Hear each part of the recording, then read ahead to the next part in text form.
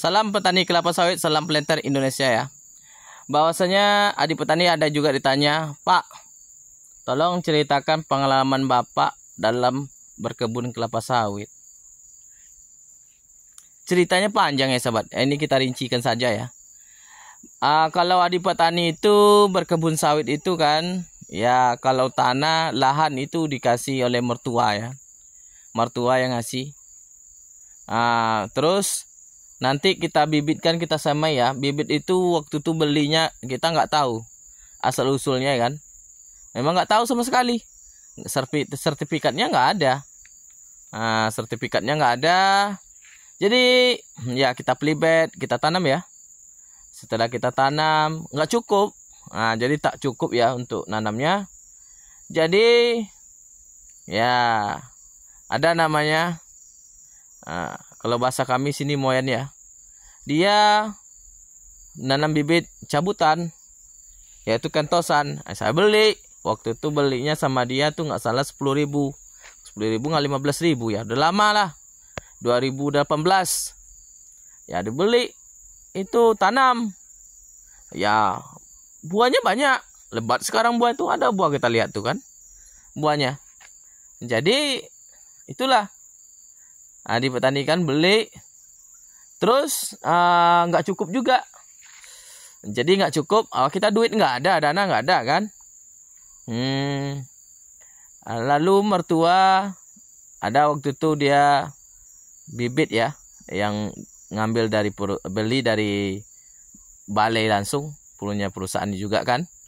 Beli, ku tanam, buahnya kecil-kecil. Buahnya kecil-kecil ditumbang sayang. Ya dia ditumbang sayang karena apa? Udah buah juga, buah lebat. Buah kecil-kecil nggak apa-apa lah. Tapi kan nggak banyak. Kalau banyak ya rugi lah kan. Jadi itulah.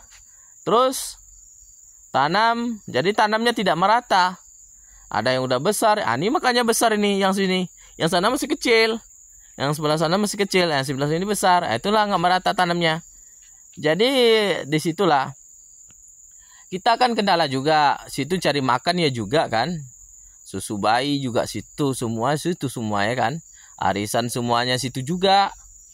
Jadi lama-lama di petani itu kan mikir gimana cara ya supaya kebun ini bersih, supaya kebun ini terawat. Itu. Jadi di petani ikut royongan namanya. Royongan zaman dulu ada royongan. Ikut royongan. Setelah royongan itu ikutkan nebas royongan, tebas bersih royongan. Ya di petani pupuk lagi, pikir pupuk. Kita makan di situ juga kan. Beli pupuk situ juga. Ya udah. Kita beli per kilonya. Beli per kilonya dipupuk. Ya 2 genggam per batang atau 1 genggam per pokoknya kan. Waktu itu masih ada umur 3 tahun juga, segitu juga. Kita nggak punya modal kan. Baru panen itu umur 2 tahun udah panen. Ya dapat 500 kilo dibagi 2 untuk susu anak sama beli pupuk kan. Ditandai-tandai waktu itu per kilo banyak bungkusnya. Itulah sejarahnya. Setelah itu berlalu, tahun berlalu, semakin tumbuh semakin besar sawitnya. Ya umur 3 tahun mulailah beli persa. Itu mulai upahkan sama orang nebasnya. Waktu itu kan kita sibuk juga kerja kan. Sampai sekarang udah tinggi, udah umur 6 tahun masuk 7 tahun. Udah besar sekarang. Ya enak sekarang. Panennya lumayan. Umur 5 tahun panennya bisa mencapai 9 ton, 8 ton, 7 ton. Orang nggak percaya. Karena orang nggak percaya. Dia nggak pernah. Dia ibarat itu nggak percaya kenapa? Dia kan kalau dia punya kebun kan bukan dia yang ngerjain. Bukan dia yang taunya. Kalau saya kan dari nol sampai sekarang itu kan saya mengerjakan, baik itu pemupukan, baik itu pemroningannya, itu baik itu panennya, itu saya yang mengerjakan. Ya kalau sekarang enggak lagi. Itulah sejarahnya di petani. Oke? Itu sejarah mula dari berkebun sawit sampai sekarang.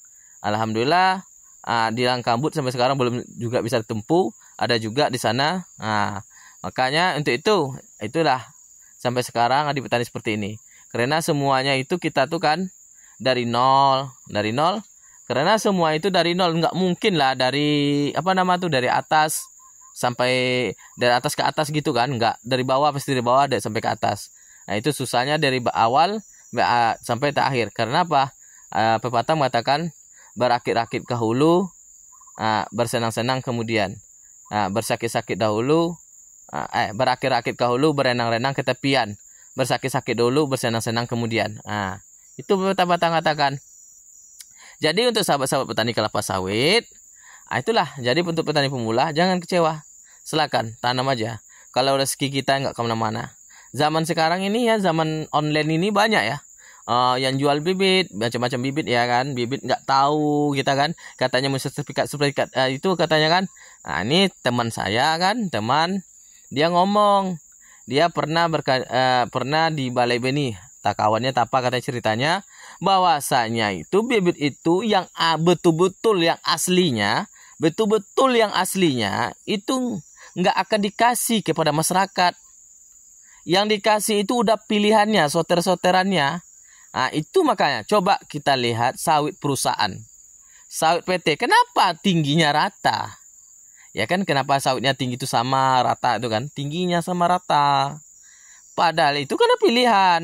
Kita kita kan ada yang tinggi, ada yang pendek, ada yang tinggi, ada yang pendek. Itu. Jadi udah pilihan semuanya. Oke. Itulah salam petani kelapa sawit. Salam sukses seluruh Indonesia. Oke.